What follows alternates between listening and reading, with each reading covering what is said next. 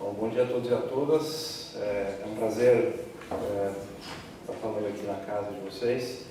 Agradeço o convite, enfim, da pessoa Thaisa, e enfim, queria agradecer muito aos organizadores do evento, a pessoa da Anitta, né, que de fato fizeram um trabalho incrível de acolhimento e de organização, o suporte que a gente teve. E, assim, poucas vezes a gente sai das nossas instituições e encontra uma organização tão, enfim, bem feita.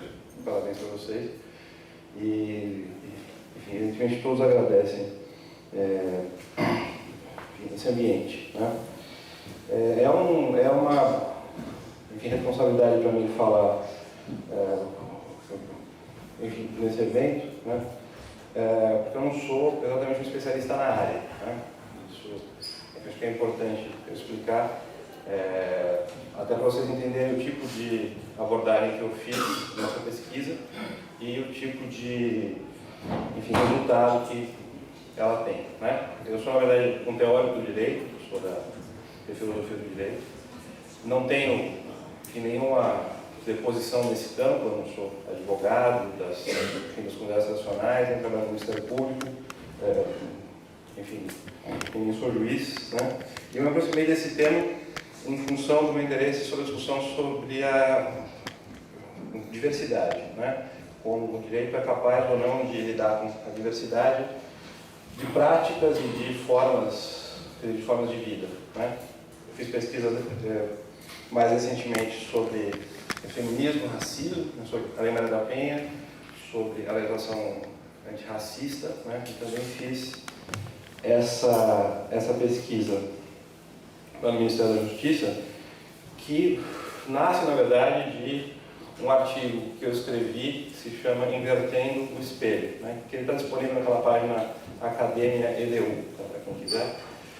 Foi um texto onde eu discuti um pouco o direito que diz respeito às comunidades tradicionais e a sua posição em relação ao direito ocidental, né? Então, a partir dessa reflexão, aí eu tive que inventar uma bibliografia sobre o tema. Eu me senti estimulado a propor esse projeto do Ministério da Justiça, que acabou sendo bem sucedido, e ele foi publicado no volume 36 da coleção, né? Passo o próximo para mim. Só para deixar isso claro, quer dizer, essa pesquisa foi feita por uma equipe, né? Que eu coordenei, enfim, ela era composta pela Paula Monteiro, que é titular de Antropologia da USP, o Paulo Arruda, que é professor de Biologia, ele coordenou o projeto Genoma, se não me engano, Cana, enfim, é da Unicamp, é da FAPESP, ele foi fundador da primeira empresa de biotecnologia no Brasil, e o Luiz Vilares, que escreve sobre o direito indígena, que trabalhou na FUNAI, e aí pesquisadores de mestrado e de graduação, a Carolina Kutrubi, a Mariana Valente, Bianca, o Flávio e a colaboração da Carolina Beringer, né? Então essa foi a equipe. A gente fez a pesquisa durante 6 meses e eu vou apresentar aqui o coração do resultado da pesquisa, né? Antes disso, é importante, enfim, apresentar um pouco, vamos dizer assim, os aspectos metodológicos mais teóricos que me levaram a fazer esse trabalho. Então, o nosso objetivo era identificar e avaliar criticamente os desenhos institucionais que estavam sendo disputados ou que estão sendo disputados pelas forças sociais para regular o acesso e a proteção aos conhecimentos tradicionais, né? Aqui é um ponto importante, que nós tentamos, e aí é o meu modo de pesquisar, né? Tentando juntar a teoria do direito, filosofia do direito com, vamos dizer, sociologia, digamos assim, é tentar ver como enfim, a sociedade e os agentes de poder disputam os desenhos institucionais. Disputam as interpretações jurídicas, disputam o tipo de desenho legislativo que eles querem, e disputam também como as instituições são ou não constituídas, né? Nenhum desses aspectos deve ser visto como algo posto, como algo absolutamente estratificado. Há posições vencedoras, evidentemente, mas há sempre posições em disputa, né? Então, enfim, a nossa aproximação em relação a isso foi, então, identificar quais eram os conceitos jurídicos em disputa, né? Por exemplo, conhecimentos tradicionais e reparação de benefícios, porque cada um desses conceitos recebe um sentido diferente dependendo do agente ou da pessoa que está falando sobre ele, né? Em segundo lugar, quer dizer, a letra B, identificar então as alternativas institucionais ou os regimes jurídicos, né, em disputa.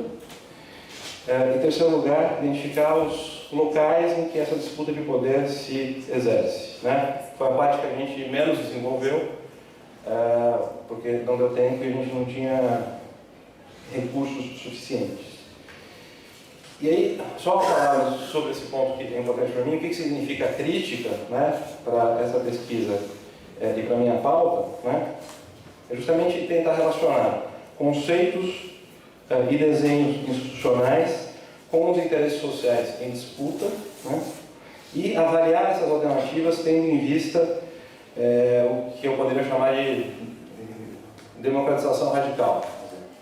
Como é que esses desenhos podem ou não dar conta dos interesses contrapostos, né? dos vários interesses contrapostos. Né? Posso próximo? É importante para mim diferenciar claramente o que significa o debate político, quer dizer, eu não estou fazendo uma avaliação política da questão, eu estou fazendo uma avaliação crítica porque, no meu modo de entender, uma postura crítica ou de teoria crítica, que é a minha formação, ela não se conforma com as posições postas, né, ou com as posições que já estão colocadas na mesa, né, ela tem que dar acesso ou acessar ao ponto de vista dos derrotados e aos interesses que ainda vão nascer. Então, alguém que se coloca do ponto de vista crítico, ele não pode se conformar em simplesmente apoiar uma posição que já seja quer dizer, existente, eu vou explicar isso adiante, tem que se preocupar tanto com os excluídos daquela disputa, quanto com novos interesses que ainda vão aparecer, né? E, portanto, quer dizer, uma teoria crítica pretende ampliar o aspecto das demandas possíveis, né? Ela tem sempre essa ideia de ampliar os limites da política, né? E não se conformar com o conflito posto.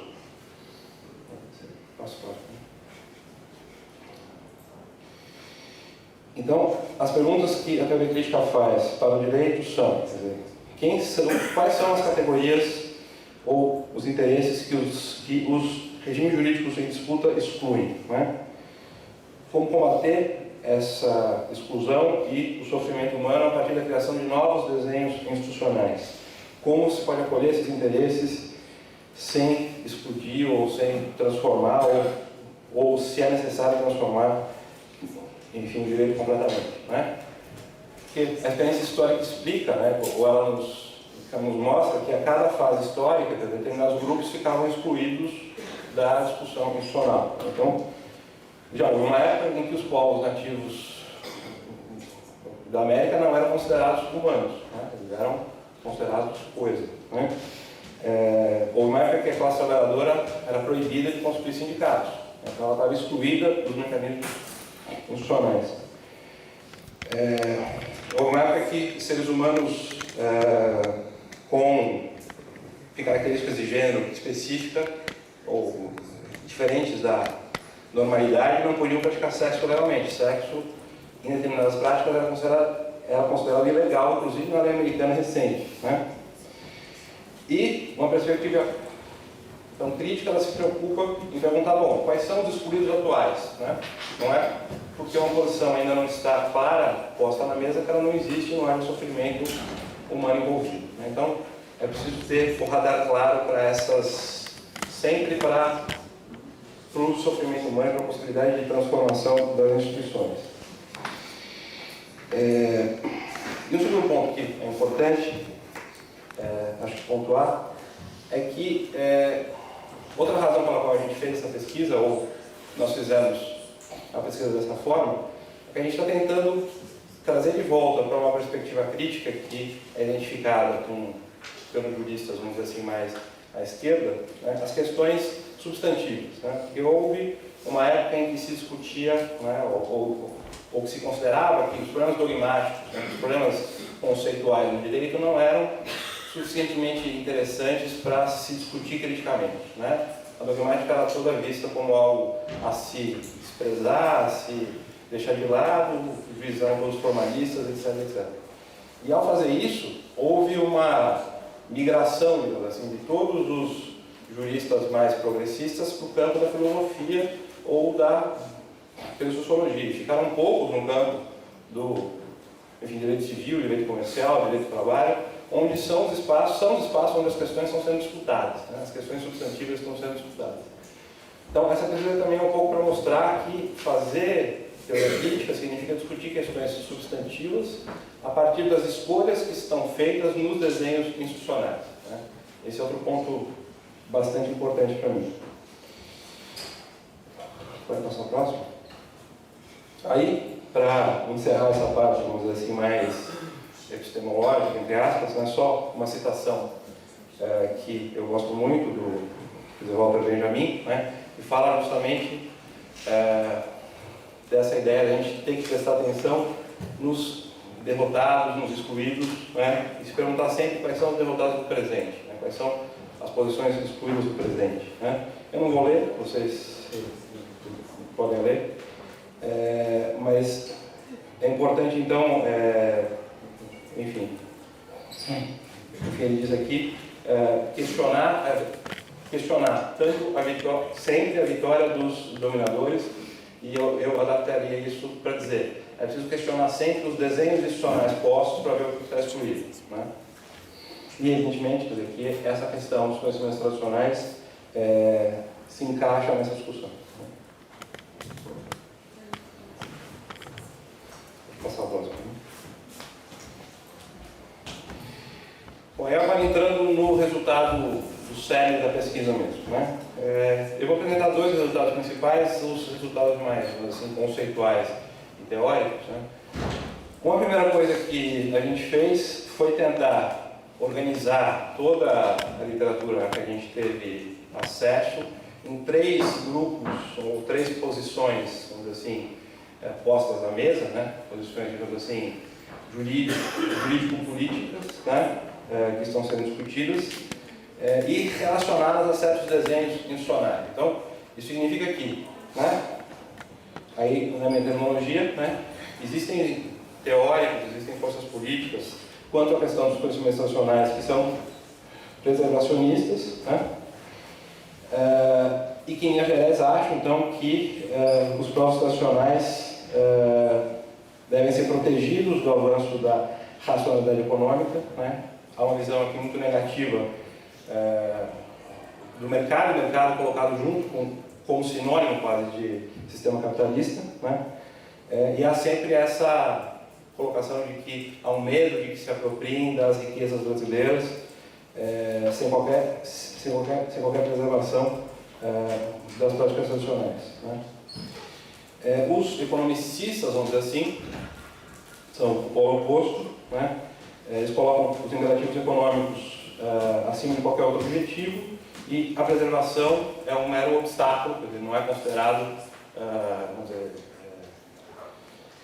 algo importante em si, é um mero obstáculo para o desenvolvimento econômico.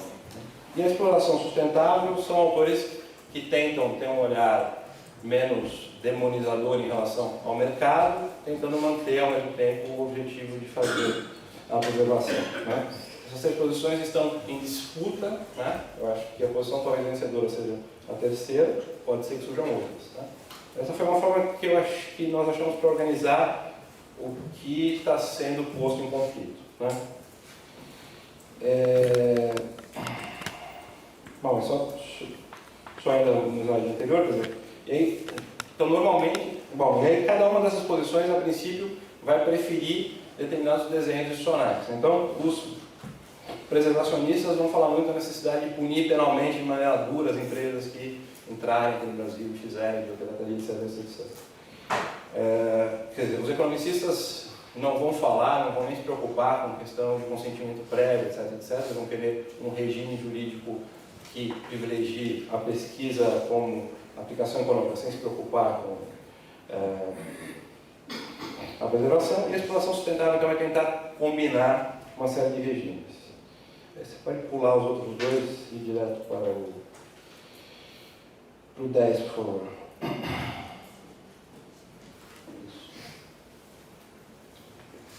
Bom, então, o conceito de conhecimentos nacionais então, é um produto e expressão dessa tensão entre economia e cultura, né? E se alimenta dela. Então, não vou repetir aqui o que vocês já ouviram em outras palestras, né? Como a economia capitalista transforma os homens e coisas em mercadorias, talvez fosse o nome mais adequado aí. E isso significa então que o avanço da pesquisa transformou os conhecimentos tradicionais em algo valioso, e esse avanço então começou, quer dizer, a dinâmica veio da economia, na verdade, né? A economia foi, digamos assim, invadiu esse espaço e isso gerou determinados efeitos, né? Deixa eu controlar meu tempo. Okay. Você pode passar o próximo? Aquilo que eu estava falando, então para cada posição dessa existe um certo viés, uma certa preferência por um desenho institucional. Então, os preservacionistas falam muito da necessidade de criminalização das condutas de biopirataria e falam em criar obstáculos para o acesso ao conhecimento. E veem as empresas como uma espécie de criminosos em potencial, né? Os economicistas simplesmente veem o Estado como um ente que deve estimular a liberdade e a negociação entre as partes, né? E então tende a preferir o modelo contratual, por exemplo, para essas questões. E a exploração sustentável então vai tentar combinar mecanismos e instrumentos para que se tente conciliar os dois objetivos, né? Você passa para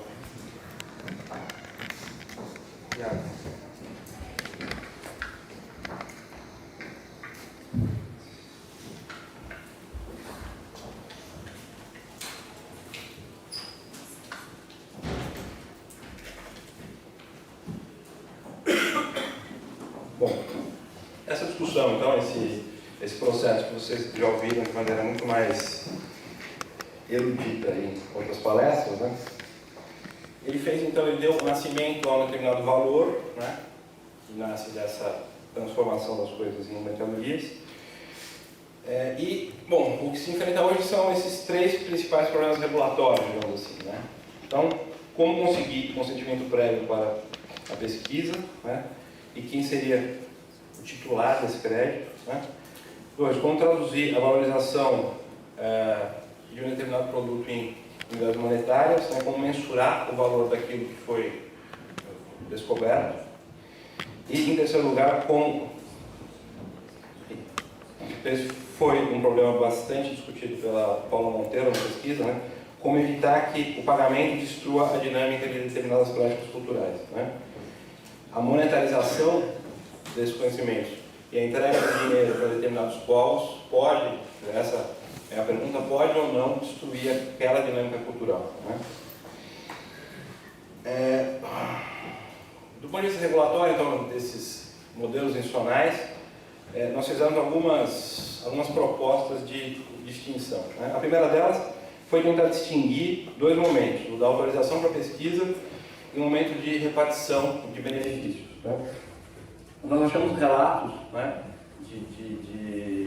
enfim, numa tese específica que me foge o nome agora, de um rapaz, se não me engano agora, enfim, que ele fez uma etnografia de um processo de negociação que foi feito numa pesquisa com uma universidade, né? E ele, enfim, mostrava que havia uma impressão que não só daquelas comunidades, mas das pessoas envolvidas, de que aquele conhecimento valeria bilhões ou milhões de dólares. Né? Isso nem sempre acontece. Né? Isso quem nos explicou bem foi o professor Paulo Arruda. Né? Bom, a pesquisa nesse campo ela tem um custo, né? E ela, evidentemente, trabalha com riscos. Né? Pode ser que aquele trabalho ou que aquela pesquisa resulte em um produto economicamente viável ou não. Né? E a gente tem que lembrar que existem grupos de pesquisa disputando no mundo inteiro o conhecimento a partir de outras fontes. Né? Pode ser que um outro princípio ativo seja achado em outro lugar do mundo para resolver aquele problema simultaneamente, e aquela pesquisa que foi feita simplesmente se torne obsoleta. Né? Então, nesse momento em que se começa a pesquisa, nem sempre se vai chegar, quer dizer, não há garantia de que se vai chegar a um produto efetivamente valioso. Né? Então, talvez fosse uma boa ideia separar a ideia de autorização da pesquisa, levando em conta em que é esse risco, do momento de repartição de benefícios, em que aí já se tem claro que é um produto economicamente viável e de fato vai se poder gerar lucro com aquilo. Né? Então, talvez no momento de autorização, se pudesse ter, foi uma sugestão que a gente fez, em abstrato uma taxa ou algum valor simbólico que seja acordado ou que seja fixado em lei para que a empresa possa pesquisar, né? E, em um segundo momento, se aquele produto se mostrar como muito rentável economicamente, fazer a repartição dos lucros e dos benefícios, ou por via de contrato ou não, como eu falei para frente. Né? Aí, evidentemente, quer dizer, nessa segunda hipótese, seria complicado, né, na repartição de benefícios, a discussão se a gente trata de empresas transnacionais ou multinacionais, como é que você vai obter informação sobre quanto de fato eles estão ganhando, né, quanto de fato está sendo auferido com aquela pesquisa. Enfim, essa distinção a gente acha que é interessante para pensar a questão de uma forma mais realista, vamos dizer assim. Espaço próximo para mim. Quanto ao consentimento prévio, não, acho que esse é o que eu falei agora. Isso,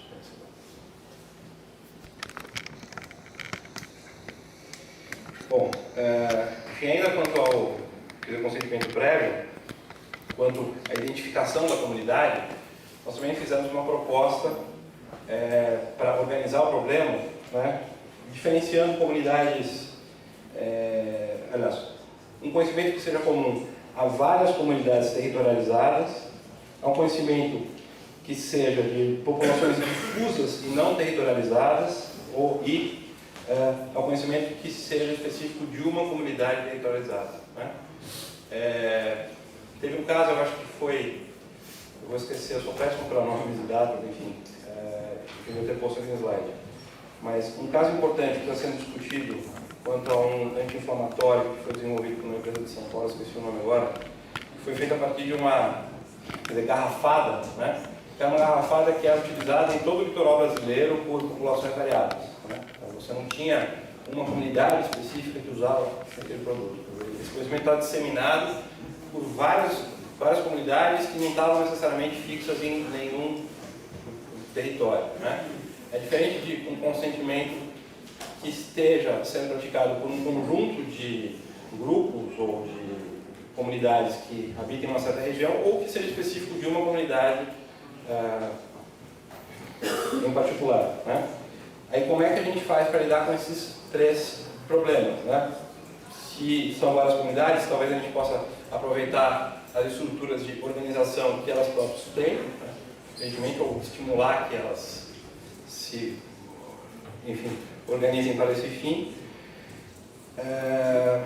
Se são populações difusas e não territorializadas, aí como é que faz? Né? Talvez o Ministério Público possa funcionar como representante, ou tenha que ter alguma outra forma de se representar essas comunidades. né? E se for uma comunidade territorializada é mais fácil identificar e recortar quem é. E aí, evidentemente, vocês vão ver que isso aqui gera dificuldade para você tanto usar a forma contratual quanto saber para quem pagar, né? Porque esse fenômeno, digamos, sociológico que dificulta isso. Porque se é um grupo muito claro, são, sei lá, 150 pessoas de uma certa etnia que usam aquela, isso é fácil fazer na representação. Mas se é um grupo mais difuso, fica mais difícil.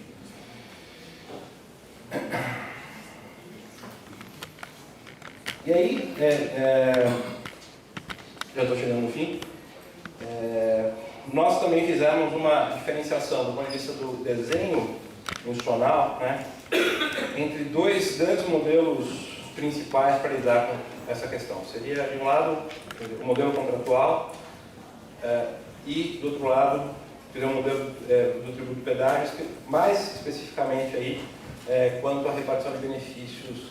Enfim, também tem implicações quanto ao consentimento prévio. Né? Então, por esse modelo funcional que a gente chamou de contratual, se tenta lidar com essa questão dos conhecimentos tradicionais, pressupondo, né, que as partes são, enfim, capazes de gerir sua vida e criam, podem criar, negociar e prever punições, negociar valores, prever enfim, punições pelo descumprimento, etc, etc. Um problema com esse modelo, que é um problema que vem sendo enfrentado historicamente pelo direito, né, o direito do trabalho, o direito do consumidor, é que o contrato, inclusive no campo contratual privado, com a publicização da disciplina contratual, né, que se chama dirigismo contratual na doutrina do direito civil, é que o contrato pode muitas vezes funcionar como uma ideologia que oculta, na verdade, uma desigualdade entre as partes. Né? Então, mesmo que a gente opte, nesse caso, pelo modelo contratual, que é defendido muitas vezes porque justamente estimula a autonomia das próprias comunidades, dá protagonismo das comunidades, a gente não pode esquecer de todas as críticas que a própria doutrina mais tradicional faz a esse modelo, né? E fala, bom, precisamos, então, achar meios, mecanismos, porque ainda mais numa questão como essa, você sendo ou não representante de uma comunidade tradicional, eu mesmo, ou qualquer pessoa aqui, vai ter muita dificuldade de fazer uma negociação com uma indústria farmacêutica que esteja pesquisando, porque você não tem conhecimento técnico do que vai ser feito, etc. Você vai precisar de uma assessoria, você vai precisar de alguém um advogado, ou de alguém que conheça aquele negócio para poder até para te esclarecer, por exemplo, qual é a escala de valores que está sendo discutido, né, se é algo de milhões, bilhões, enfim. Então, e aí, evidentemente que para o modelo contratual, todas as questões de, bom, como é que eu acho para quem pagar, se coloca, né? Se é uma comunidade territorializada, então quem é o titular daquele crédito fica bastante difícil de achar.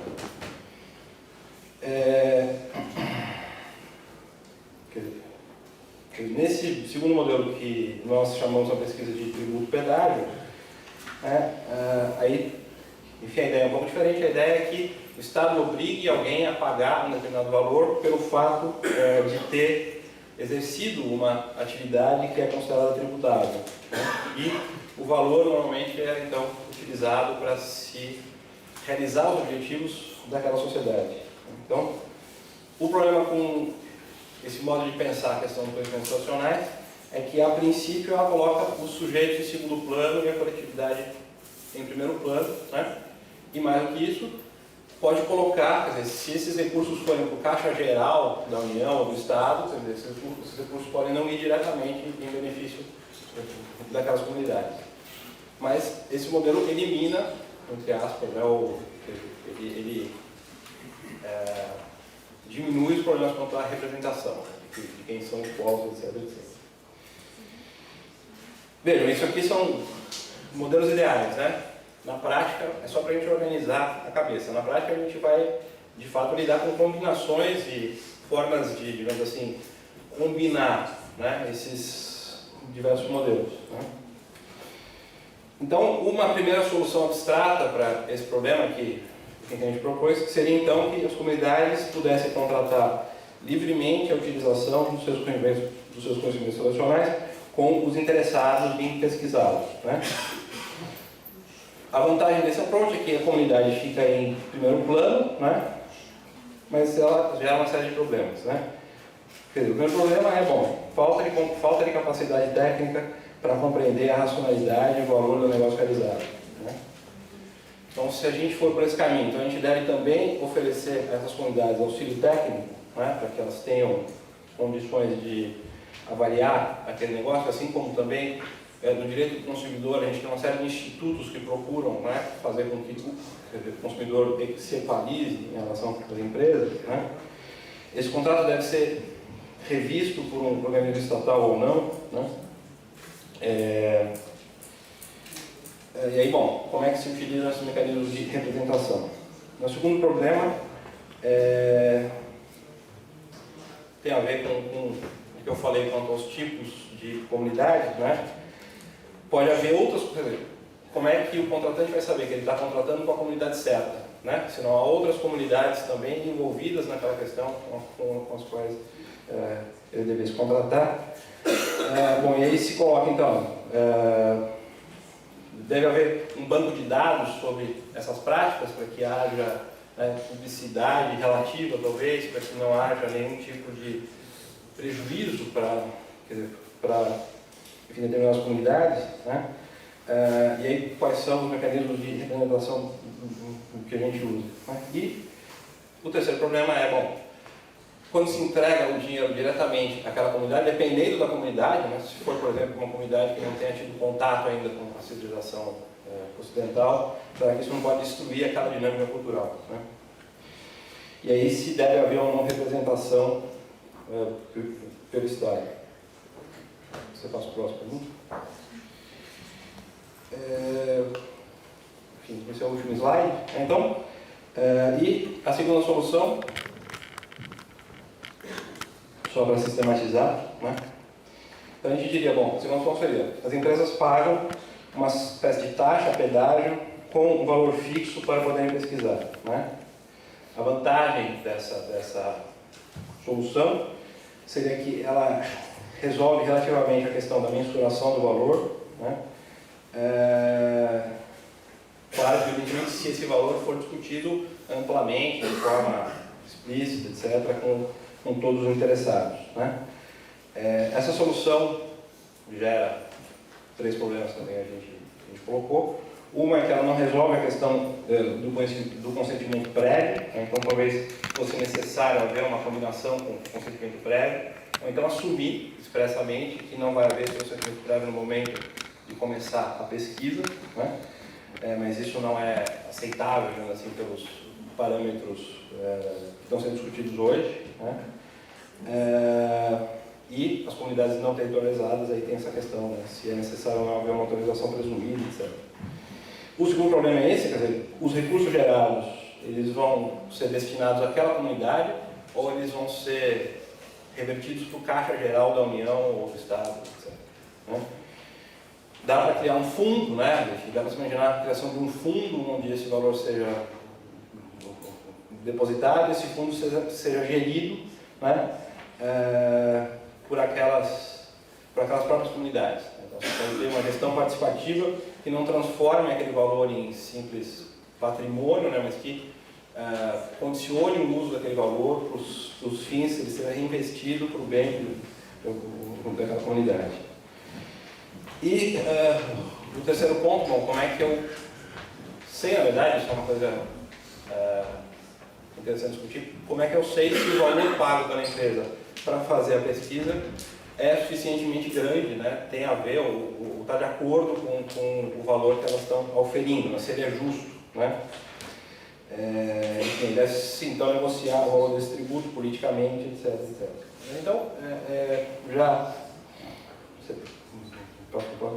põe aí. Há outras soluções jurídicas para essa questão, que a gente examina também quais são as vantagens e desvantagens, mas, enfim, em suma, né, o objetivo da pesquisa foi basicamente esse, tentar organizar o terreno, né, organizar as informações, e nesses dois, digamos, com esses dois grandes modelinhos conceituais, um para separar as várias posições em conflito e tentando relacioná-las com os desenhos funcionais. Então são as posições em conflito, né, preservacionismo, economia de situação sustentável, e os desenhos funcionais, contrato e tributo, e como cada um, então, cada uma dessas posições se apropria de determinadas estruturas funcionais para defender o seu ponto de vista. Então, dessa forma, a gente espera ter contribuído para organizar o problema, né? Mas, evidentemente, que com essa organização a gente não responde à questão do que significa qual é a solução mais aceitável, ou mais interessante, ou mais indicada do ponto de vista de uma democratização radical, né? Enfim, a minha opinião vai um pouco pela discussão sobre o tributo pedágio combinado com outros institutos, mas eu vou deixar isso em aberto, porque enfim, o nosso objetivo na pesquisa foi mais contribuir com os pesquisadores da área que estejam discutindo, que possam então se aproveitar dessa organização que a gente fez para pensar, os problemas. Muito obrigado.